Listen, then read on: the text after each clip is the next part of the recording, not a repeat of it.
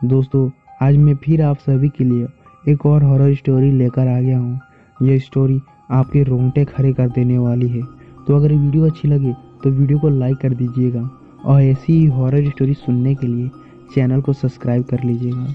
चलिए आज की अपनी कहानी की तरफ बढ़ते हैं। मेरा नाम वैभव विघाला है और मैं जयपुर का निवासी हूँ। हमारा काम शादी विवाह में मंडप सर्विस देने का है। दुकान पर ज़्यादातर काम हमारे नौकर चाकर ही देखते हैं। अब फंक्शन की साइट पर मैं भी कभी कभी मंडप लगाने जाता हूँ।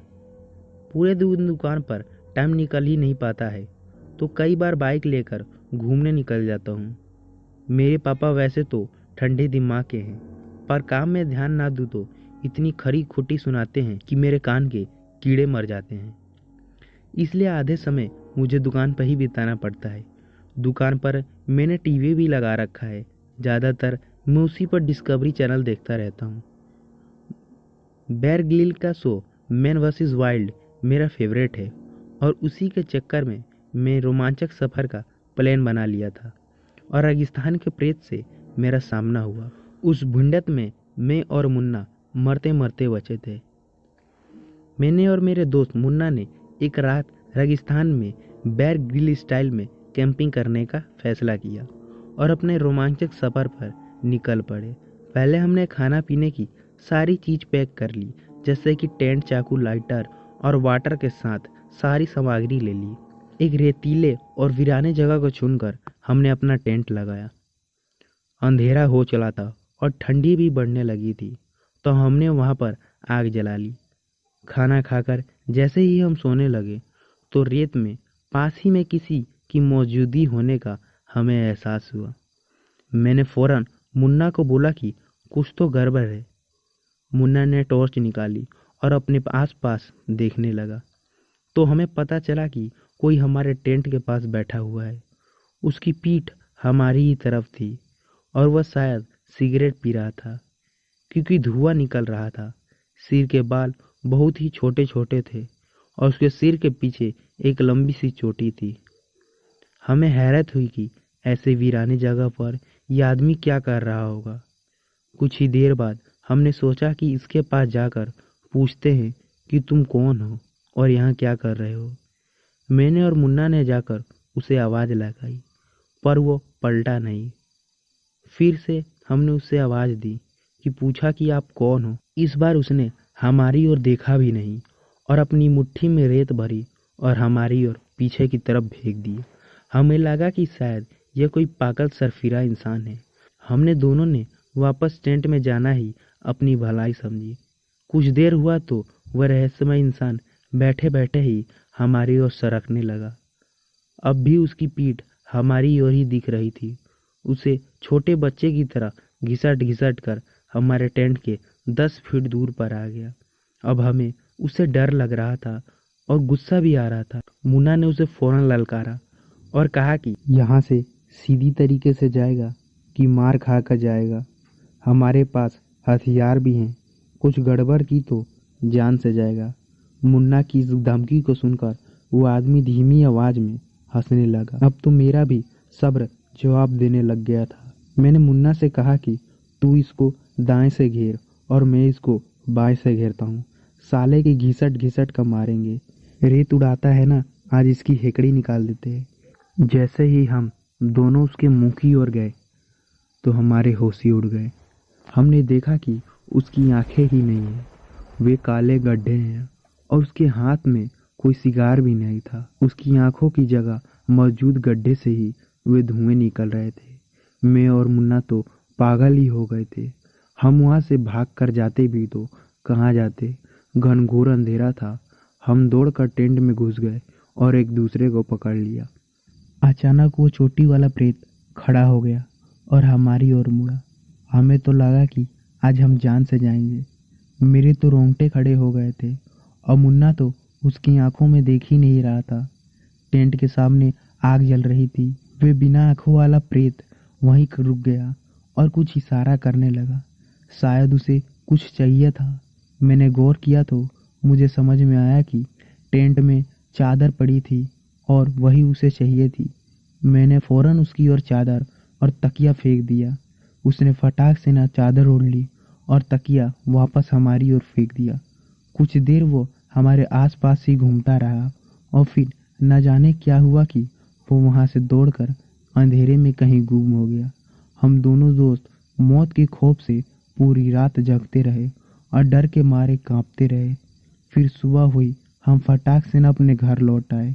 उस दिन के बाद माँ कसम डिस्कवरी चैनल देखना तो दूर, मैंने सब चीज़ ही छोड़ दिया। हमें पता नहीं था कि वो प्रेत क्यों हमारी चादर मांग कर ले गया और उसकी आंखें क्यों नहीं थी और उसने हमें जिंदा क्यों छोड़ दिया। कई लोग तो हमारी बातों पर विश्वास ही नहीं करते हैं, पर मुझे और मुन्ना दोनों को मालूम है कि उस रात कैसे हम उस दरिंदे की चपेट में आए थे और कैसे हम बचे।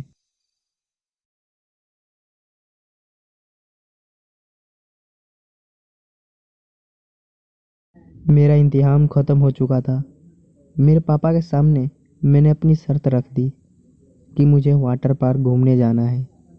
इस बार तो मेरी माँ ने भी मेरे साथ दिया, क्योंकि 3 साल से हम कहीं घूमने नहीं गए हुए थे। मेरे पापा पुलिस ऑफिसर थे, तो उन्हें छुट्टियाँ काफ़ी कम ही मिला करती थी। वैसे मेरे यहाँ नाम मिली है और मैंने अपनी अभी अभी 12वीं कक्षा की पढ़ाई पूरी की है। मैं जो किस्सा आपको बताने जा रही हूँ वो मेरी पिछली छुट्टियों के दौरान मेरे साथ घटा था। उस दिन करीबन 10 बजे मैं, पापा और मेरी मम्मी संता देवी वाटर पार्क पहुँचे। वाटर पार्क के गेट पर एक बूढ़ा सा चौकीदार था जो मुझे अजीब सी नज़रों से घूर रहा था। मैंने फ़ौरन अपने पापा से इसके बारे में शिकायत की। मेरे पापा काफ़ी गुस्से के वाले इंसान हैं। वह तुरंत उसके पास गए और उसे काफ़ी डांटा और धमकाया।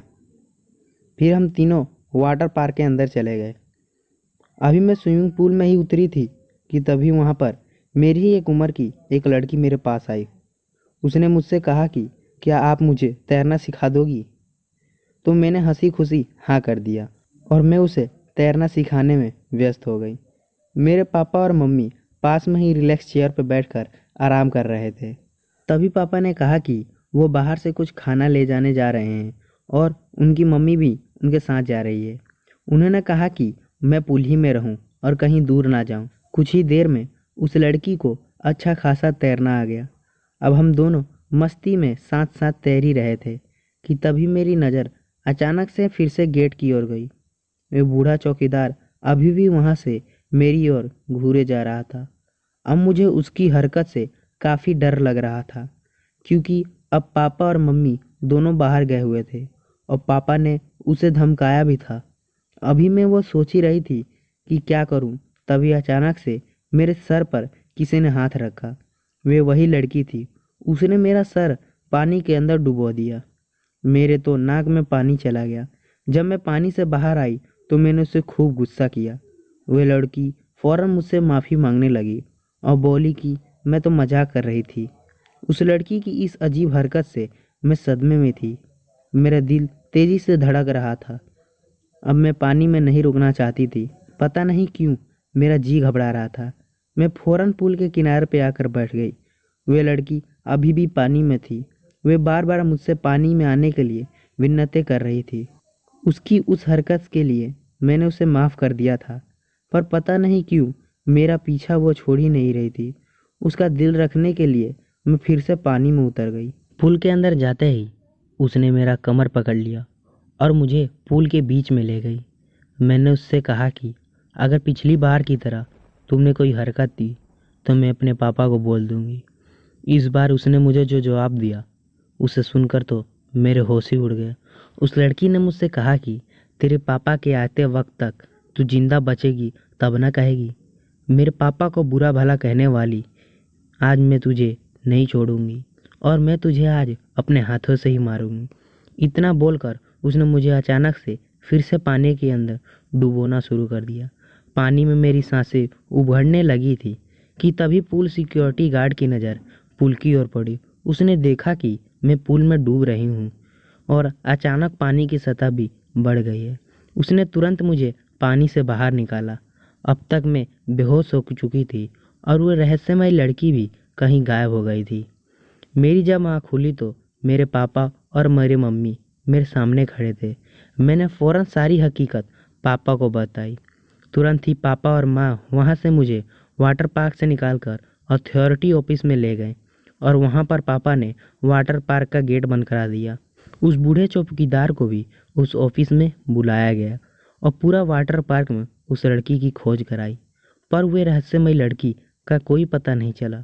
पापा ने अब तो बूढ़े चौकीदार का गिरबान पकड़ लिया और उसे 2-3 थप्पड़ भी जड़ दिए, क्योंकि वह मुझे शुरुआत से ही घूरे जा रहा था। वाटर पार्क वाले ने बड़ी मुश्किल से पापा को शांत कराया। उसी हड़बड़ी में उस बूढ़े चौकीदार की जेब से उसका पॉकेट गिर गया। उसमें उसी लड़की की फ़ोटो थी जिसने मुझे पानी में डुबाने की कोशिश की थी। पापा ने फ़ोटो उठाकर पूछा कि क्या वह यही लड़की थी, तो मैंने उनसे कहा कि हाँ। अब पापा को कोई नहीं रोक सकता था। उन्होंने अपनी बेल्ट निकाली और उस चौकीदार को पीटना शुरू कर दिया और उससे पूछने लगे कि बता तेरी बेटी कहाँ है, यह तेरी ही बेटी है ना, जल्दी बोल वरना आज मैं तुझे जिंदा नहीं छोड़ूंगा। पापा पुलिस वाले थे, यह बात सबको पता चल गया था, इसलिए कोई भी बीच में नहीं पड़ना चाहता था। खांसते खांसते उस बूढ़े चौकीदार ने अपनी जेब से एक पर्ची निकाली। उस कागज के टुकड़े को खोलने पे पता चला कि उसी लड़की का ये डेथ सर्टिफिकेट है जिसने मुझे पानी में डुबाने की कोशिश की थी। पापा को सारी बात समझ में आ गई। उन्होंने उस बूढ़े चौकीदार से माफ़ी मांगी और फिर हम अपने घर लौट आए।